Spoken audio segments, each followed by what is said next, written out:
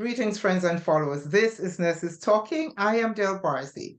As always, if you like what you see and hear, subscribe, leave us a comment. Let us know what you think.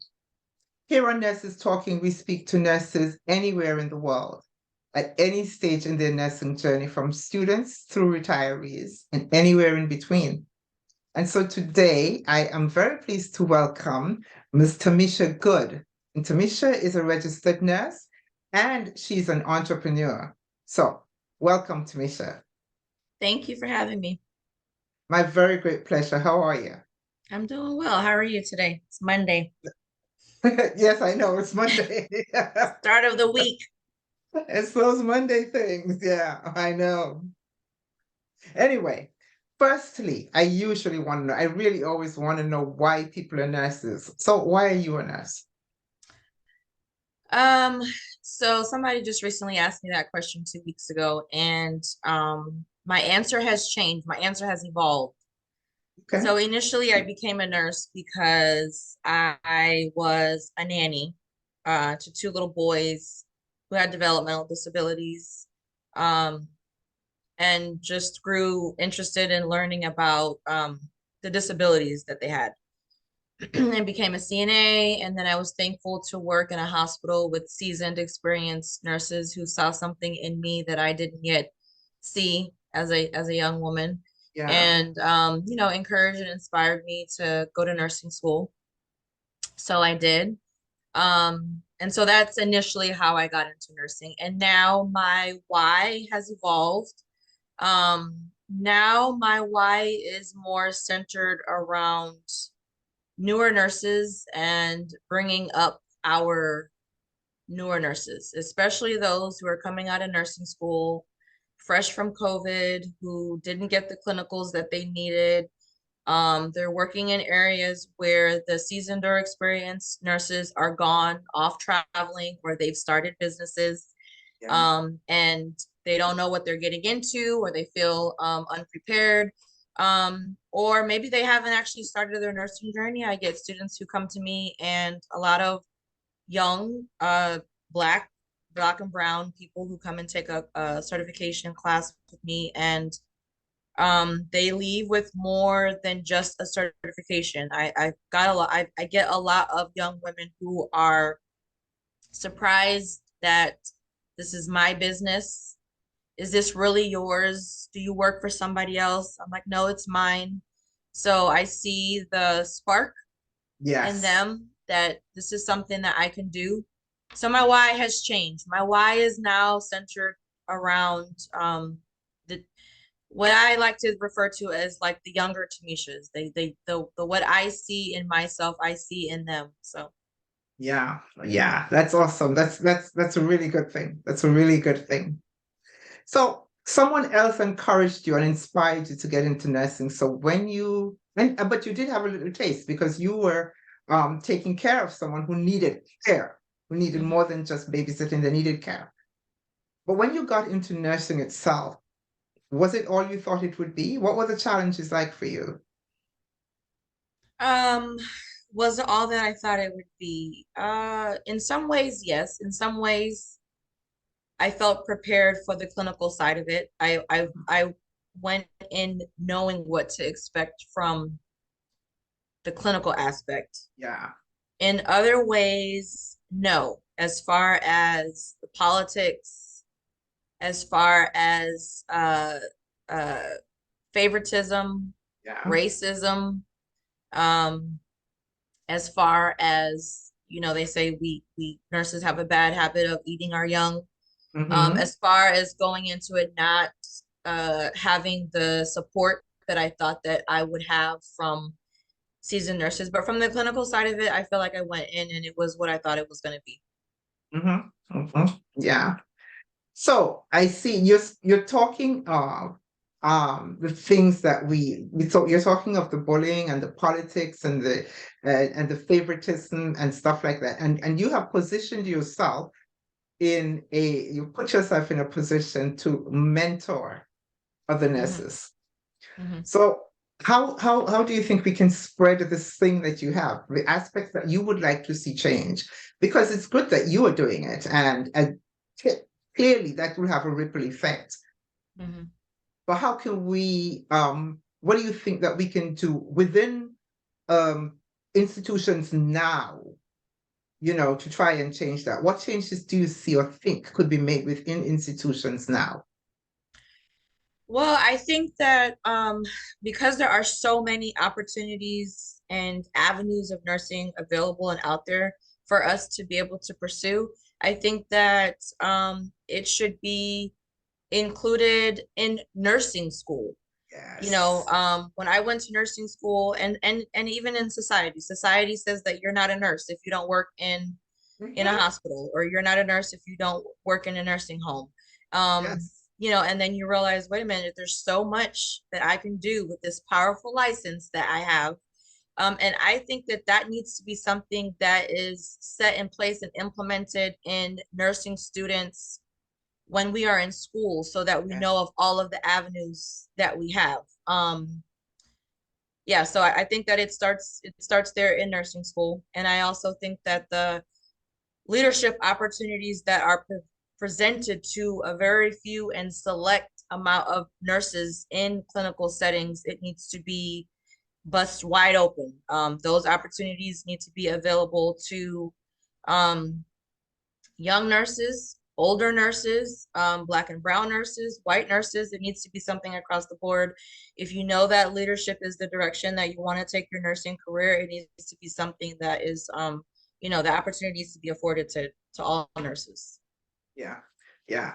And you just articulated something that's really one of the goals of this channel, because I really want nurses. Two things you articulated. One was that when you said people think that you're not really a nurse if you don't work in hospital or a nursing home. And I want the clientele that we serve to see us as broader than that. Because as you Mhm. said, when you say you're a nurse, people get that picture in their head and don't see you anywhere else. And I want people to see us anywhere else. But most particularly, I want nurses to see nurses in all kinds of fields. And that's one of the reasons I do this, because I want all kinds of nurses here that other nurses can see, wait a minute, I can do that.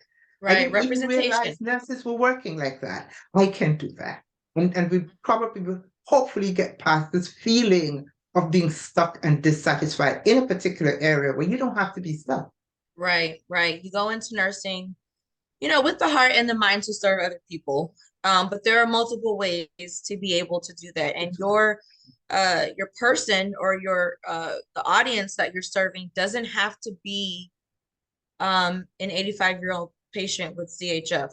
It could be a nursing student. It could be a pediatric home health. It could be case management, and it could be advocacy. It could be education. Like, it needs to be something that is set in stone and made aware to people the minute that you go to nursing school. Yeah, yeah, yeah. I absolutely agree with that. What kind of areas did you work in? So for the most part, I was clinical. I've been a nurse now for almost 17 years, and the majority of it was bedside nursing, PCU, cardiac Mhm. step down, ED observation, a little bit of endoscopy. So it has been in a hospital. I did a little stint in home health and found that it wasn't for me. You But did both. I did a little bit of home health when I realized that I didn't have a choice of whether or not I wanted to go into certain homes. Like, decided, no, that's not me. And then I went back to the hospital. I did travel nursing for about 5 years. So it all has been clinical bedside nursing up until I started my own business. Yeah, yeah. I'm so happy you said that, because most of the time when I say I tried home health and I lasted one day. One Oh, day. I And most lasted of a little bit longer than that, but well, let me tell you, my experience was actually like being baptized by fire, because I went my first place that I went to as a person on my own was in a home where you had to turn sideways to get into the door, and mhm. newspapers were piled up to my shoulder, and I thought, no. I can be killed and I'll never find my body. I was like, Yeah, okay. I've had some patients where you know, through trial and error, you show up to the house and you realize, oh, okay.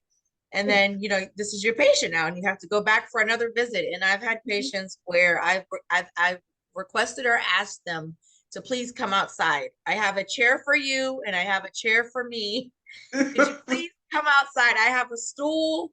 Prop your foot up. Let me do the wound care. Here's my hand sanitizer, my gloves, my wet, you know, and I'm like, I can't do this. So, yeah, it wasn't for me. No, it wasn't for me. And I have enormous respect. I have to tell you, I have enormous respect for home health nurses because every single day, at least if you're working in an institution, you know what the environment is that you're walking into. Mhm. Every single time you go into a new home, you have no idea what environment you're walking into. And so I And really give them a whole lot of credit. and they deserve a lot of credit because they use a very special set of um critical thinking. They're on Hmm. their own. There's no Yeah, one else there, right? And yeah, so they have to have enough clinical experience and enough critical thinking to be able to spot when something is wrong and know how to act. So yeah. I do give a lot of respect and appreciation to home health nurses because it's not something I do. The shift home health nursing where you're working with peds on vents and trachs, you know, not everyone can do that. So, Yeah. yeah, they deserve credit. Yeah, yeah. So, what led you into your entrepreneurship is about education. So, what led you into education and entrepreneurship? What made you think that I would like to do this for myself? Um, so initial, I didn't see it coming. I'll say that. I'll Hmm. say I didn't see it coming. But it has been a blessing in one of the most fulfilling areas of my life to date. But initially, I wanted to start a business. I experienced burnout, Hmm. started being a bedside nurse, and knew that I wanted to do my own thing, but I didn't really know what that was. Yeah. And very small-minded thinking, I thought, well, maybe I'll just teach some CPR classes. That's how it started. I said, well, maybe I'll just teach some CPR classes. My husband had a heart attack, and he had a acute coronary, and I felt like I could tie in my personal life experiences to, you know, what it is I wanted to do. So I Yeah. said, well, I'll become a CPR instructor. So I did that. And when I became a CPR instructor, I thought, well, I'll just get some nurses who need to renew their cards, right? That'll be my audience. And then I quickly realized, oh, wait a second, there's a lot of industries out there that are required to carry these certifications, right? Education, Yeah. childcare, construction, warehouse. So then it grew. And then when I realized so I'm the type of person that if I'm going to do something, I want to be good at it. I can't half anything. So Mhm. I tell people that take my classes now that I really try to put a lot of quality into the class and try to make the class interactive and fun and engaging because I was a very bad student. I was a procrastinator. I waited every 2 years until it expired and was threatened to be taken off of the schedule to go and get it renewed. And then when I started traveling, your agency doesn't cover the cost of it. So Yeah. that was painfully hard for me to go and renew my certification. And I would go and renew these cards, and I would like vow to be as non-participatory as possible. I'm going to sit in the last seat, and I'm going to try to not make eye contact, and I'm going to just try to get through this so I can get my card. And so when I started teaching CPR, I was like, karma, I'm going to get those people in my class that don't want to be there, right? So Yeah. I said, I've got to find a way to make this engaging and interactive. I need their attention. And so I made sure that I did my research and I try to add content to the class. I hope to be, I aim to be very personable, right? It's not rigid and cold.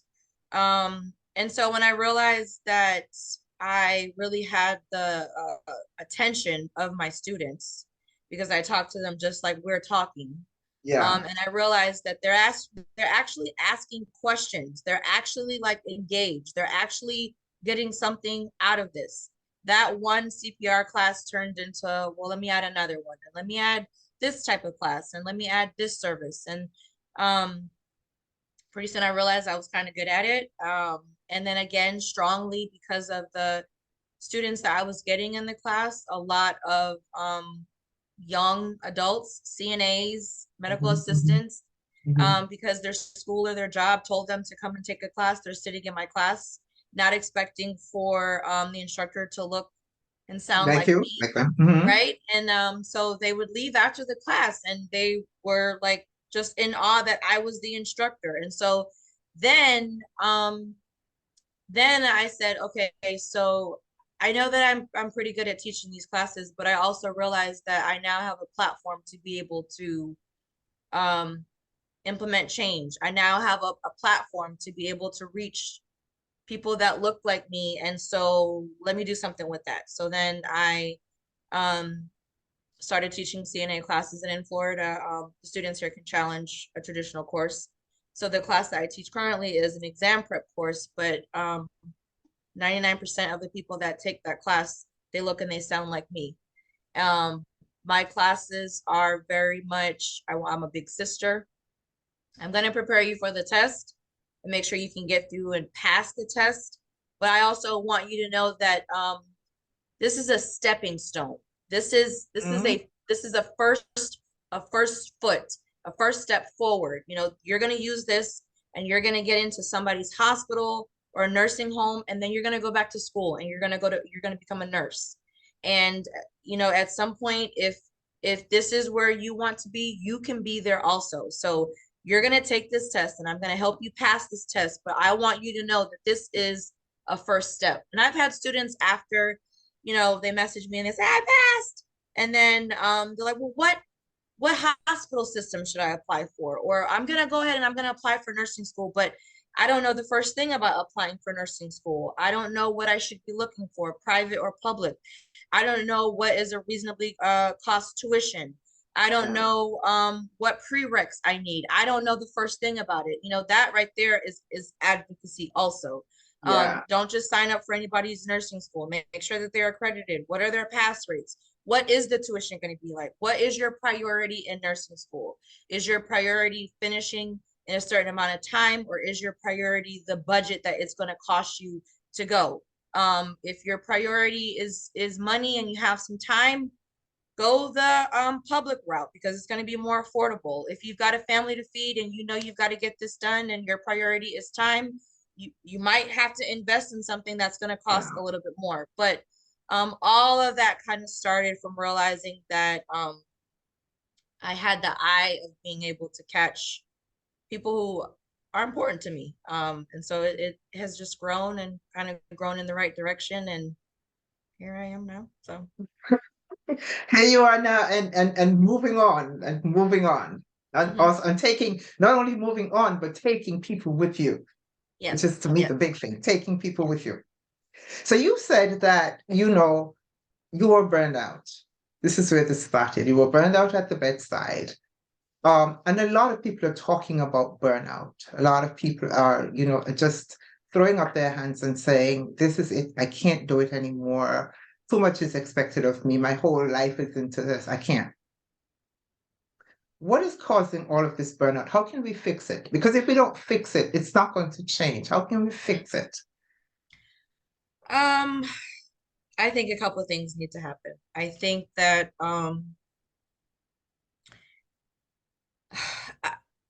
so one thing that I think needs to happen are the safe ratios.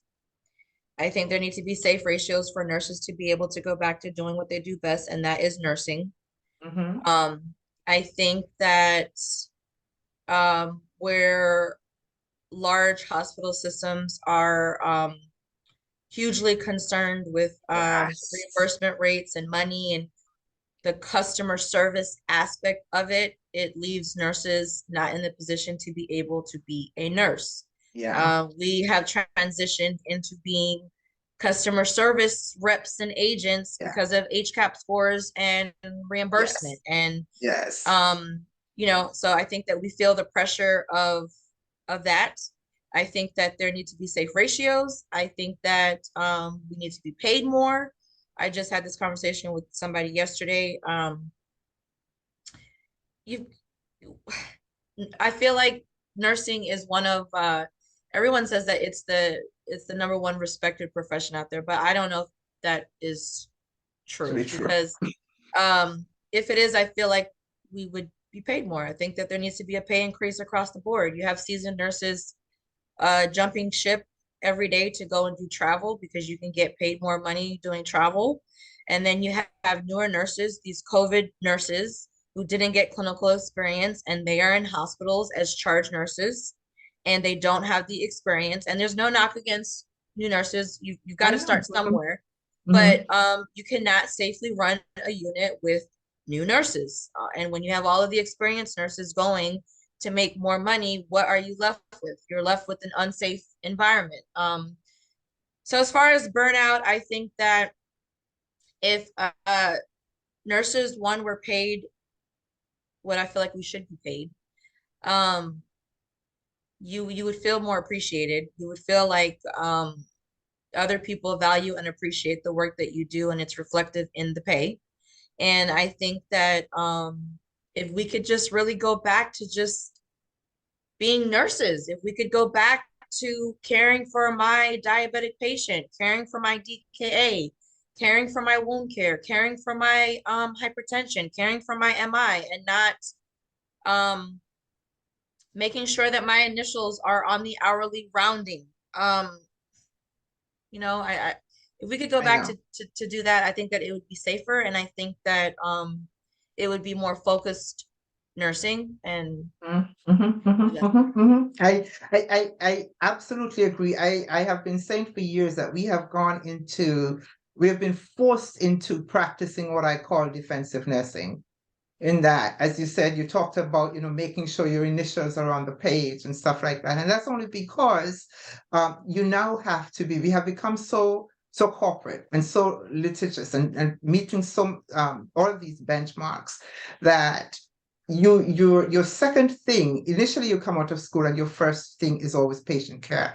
But now protecting your license is running a very, very close second. And you're Hmm. forced into the area where you have to be conscious always of protecting your license. Hmm. Because it is your livelihood. It is what you spend time and money trying to acquire. Hmm. And some of that comes out of the fact that healthcare is very, very corporate. It's very, very conglomerate. And we're not prepared for that. We're prepared to come out caring for people, and we find ourselves in a corporate atmosphere that is like, what is this? Wait a minute. Yeah, I didn't sign up for this. Yeah, yeah. So, and as you mentioned, you talked about, some things being included in nursing education, and it's not going to go back. I mean, this business of hospitals, now conglomerate entities, it's not going to go back to what it was. So somehow we have to prepare people coming into healthcare, whether nurses, therapists, whatever, for the fact that this is going to be the atmosphere you're coming into. And that part of that probably needs to be included in education as well. Hmm. Yeah. You know, The vision, or the thought that you have in your mind of what your nursing career is going to look like is not exactly going to look like that. exactly. Exactly. It's not going to look like that. Not going to look like that. And you talked about, we talked a little bit about the burnout. I believe all of those other things that we talked about, true, contribute to burnout. But I also believe that nursing being still predominantly a female driven industry, a female driven profession, um, we don't take care of ourselves the way we should. No. We don't. Self-care. And exactly, because all of that contributes to burnout. So what does self-care mean to you? Um, so being fully transparent, self-care is something that I still struggle with. Because we are nurses, and we are wives, and we are mothers, and Mm, we are just programmed and bred to take care of other people. yeah. We're always last to take care of ourselves. But self-care for me is setting time to myself, whether it's in the morning, whether before my house wakes up, and I can enjoy a cup of coffee by myself before the chaos. Mhm. Self-care is the glass of wine in the evening after my house has gone to bed. Self-care is sisterhood, being around other people who understand the plight of the nurse. Self-care is your mental health, right? Your mental health and how you want to be and project Yeah. yourself to the people in your life Mm-hmm. is largely based on how you feel about yourself internally. So Yeah. but it is something that I struggle with allowing myself to have the amount of time to provide self-care. I am being honest and say I haven't Well, mastered that yet. you're not alone. We're all still on that path. We're all because as you said, we're women, and I think intrinsically, by nature, we are nurturing people, and nurturing people tend to put other people first. Hmm. And then, our education, our nursing education says that you've got to put other people first. As someone pointed out to me a couple of weeks ago, is that we accept things for ourselves as nurses that we would never accept for our Very true. patients. We would Very never true. accept for our patients. And the example she gave was, if we worked a whole shift and we had a patient who hadn't been to the bathroom, we would not find that acceptable. Hmm. But how often do we do that for ourselves? We go the whole shift, we left home, and we got back home before we actually even went to the bathroom, and we said, well, I didn't have time. Right. Right. Right. It's gotta be balance. There has to Yeah. be balance. Yeah. And you're right. I myself, I struggle with guilt. Yeah. Guilt over taking time to have a full lunch. Yeah. Whatever you left will be waiting for you when you come back. Yeah. Um, taking the time to go and get my nails done.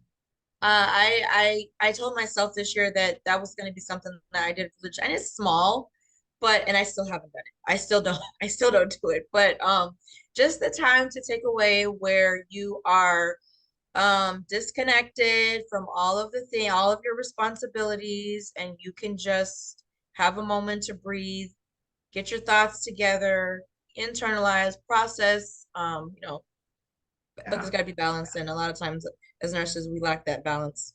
Yeah, we do lack that balance. And I'm so glad that you mentioned the word guilt, because not only do we use it on ourselves, we tend to use it on our colleagues. We tend to guilt our colleagues, especially, um, uh, and not to paint everyone with the same brush, but especially sometimes in leadership roles. We're always talking about the short staff and stuff like that. And so when someone has a day off and you know that you're going to be short staff and you need to get staff and you call someone and they say, no, I can't. Then you go, please, can we need help? Everybody's short. And so you transfer that guilt onto someone, and the person feels, all right, I better. They feel like they're not a team player, and we've got to stop that. We really have to Mhm. stop that.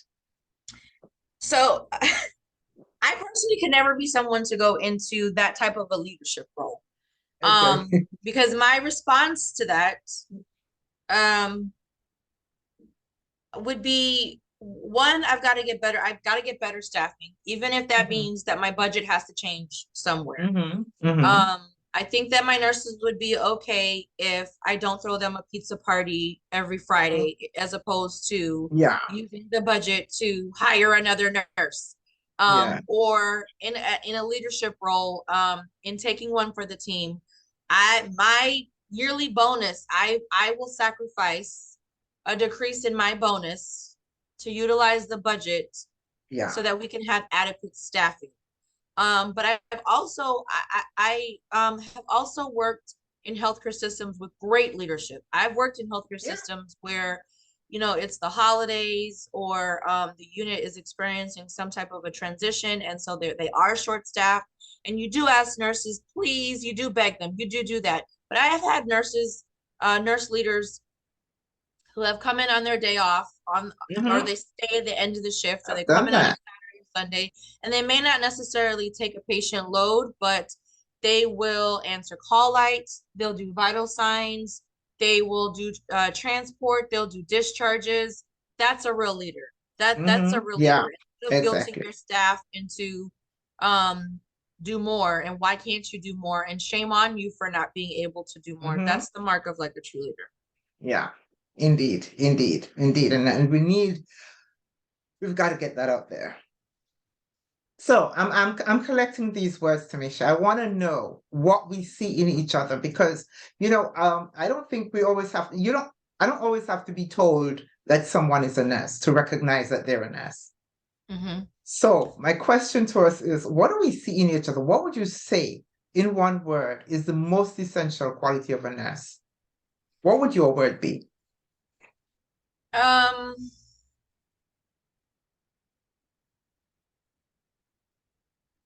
Passion.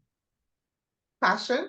Passion. I would say passion. Yeah, Um, passion. Mm-hmm. because there are many things that you can be passionate about, but I think that as nurses, when we show up and whatever the environment that we are showing up in, we give 100%. Yes. Whether or not you're showing up to a classroom or you're showing up to a boardroom or you're showing up for a 12-hour shift, I think that we go in knowing that we're going to give it our all. And that also transcends into our personal life. I think that in all things that we do, I think that we do it with passion and for the right reasons. And so when you're doing something with passion, you can give it 100% because you're doing it for the right reasons. Awesome, awesome, awesome. I, as I ask this question, so many words come up about nurses that I'm glad I started asking that question because I hadn't even thought of those things that we see in each other. So thank you for What that are one. some other things that people say? What are some other words? Oh, I get compassion, empathetic, humanistic, quintessential, innovative, resourceful. I get all kinds of words coming Yeah, up. Yeah, those are good ones. yeah, those are good ones. So yeah, I like them. I like them. Tamisha, thank you so, so, so very much for doing this. I Welcome. appreciate it. It was a great conversation. Thank Yes, you. it was. Thank you. Thank you. I appreciate it. Okay.